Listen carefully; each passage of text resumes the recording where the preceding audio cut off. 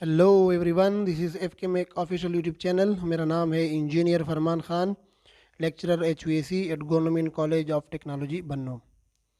हमने शुरू किया हुआ है ऑलरेडी HVAC टेक्नीशियन कोर्स, और आज इस कोर्स में एक और बहुत ही important tutorial number 7 electrical power and electricity bill के बारे में डिटेल में बताएंगे।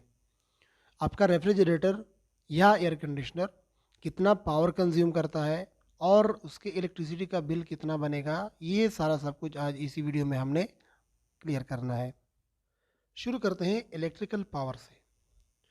इलेक्ट्रिकल पावर एक बहुत ही इंपॉर्टेंट टर्म है, और बहुत ही इंपॉर्टेंट टर्म इसलिए क्योंकि हमारे रेफ्रिजरेशन एंड एयर कंडीशनिंग में जितने भी इलेक्ट्रिकल मोटर्स यूज़ होते हैं उनकी डिज़ाइनिंग से लेकर सिलेक्शन और मोटर्स की इफ़िशियंसी निकालना, किस जगह में सिंगल फेज़ मोटर का इस्तेमाल होना चाहिए, किस जगह में 3 फेज़ मोटर का इस्तेमाल होना चाहिए, इन सारी चीज़ों का इब्तदाई तौर पर सारा दारोमदार मोटर की इनपुट पावर यानी इलेक्ट्रिकल पावर पर होता है।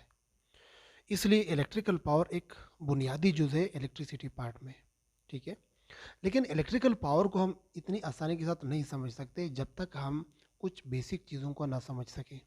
और वो बेसिक चीज़ें क्या हैं कि इलेक्ट्रिकल पावर का हम एक सिंपल डिफिनेशन करते हैं कि it is the electrons work per unit time. किसी ख़ास टाइम में जो इलेक्ट्रॉन वर्क करते हैं किसी कंडक्टर, किसी मोटर या किसी मटेरियल के अंदर, उसको इलेक्ट्रिकल पावर कहा जाता है, ठीक है। कैसे होता है ये? फ़र्ज़ कर लिए हमारे पास एक कंडक्टर है, कापर का कोई तार समझ लें। इस तार के अंदर अरबों करबों नंबर्स के एटम्स मौजूद हैं। अब इसमें इलेक्ट्रॉन्स का फ्लो हो रहा है, यानी इस एटम का इलेक्ट्रॉन फ्लो हो रहा है दूसरे एटम में, दूसरे का तीसरे एटम में, तीसरे का चौथे में, इस तरह पूरे के पूरे कंडक्टर में ये इलेक्ट्रॉन जो है ये फ्लो होते रहे हैं।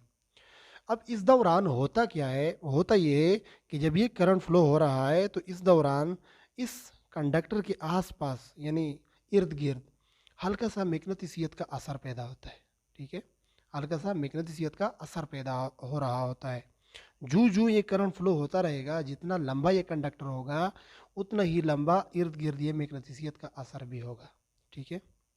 अब ये हमने शो किया हुआ है एक स्ट्रेट फॉरवर्ड एक लाइन की सूरत में, यानी सीधा हमने शो किया हुआ है।